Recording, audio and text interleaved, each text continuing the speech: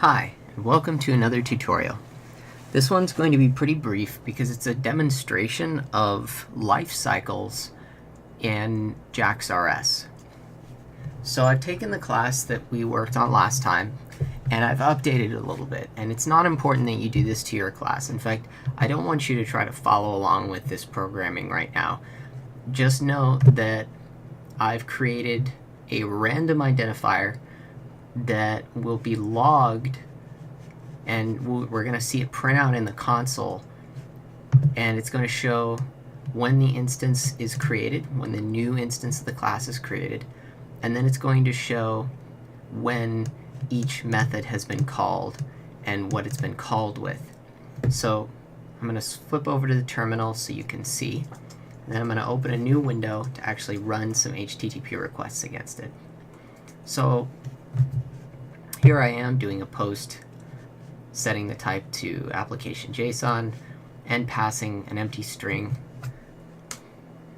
Okay, so you can see here that an instance was created with a unique identifier 24B3C.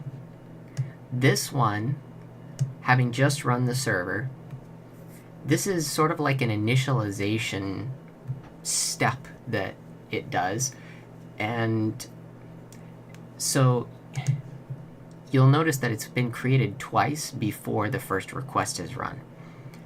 But that's something that only happens when the first request comes in.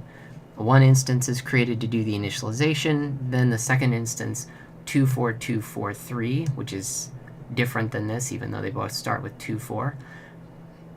Just look at the last two, maybe. This is 3C, and we'll call this 43. And this instance is created, and then postPerson method is called with a person with a null name and a null age. And now if you do a GET request to the same URL,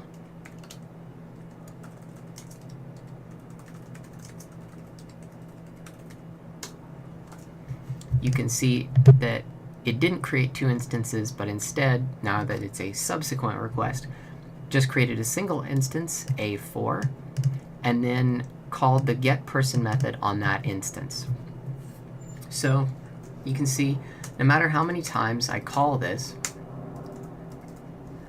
it just creates one instance, and then it runs one of the methods. It runs whatever the appropriate method is.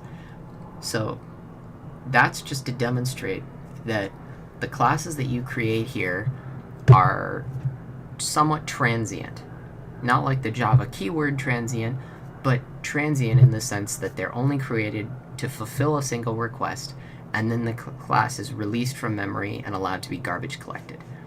We're going to get into why this is important in the next lesson when we get into something really exciting called service objects. So don't worry about the code that I have up here. This was just to sort of demonstrate quickly, and I'll see you in the next tutorial. Take care.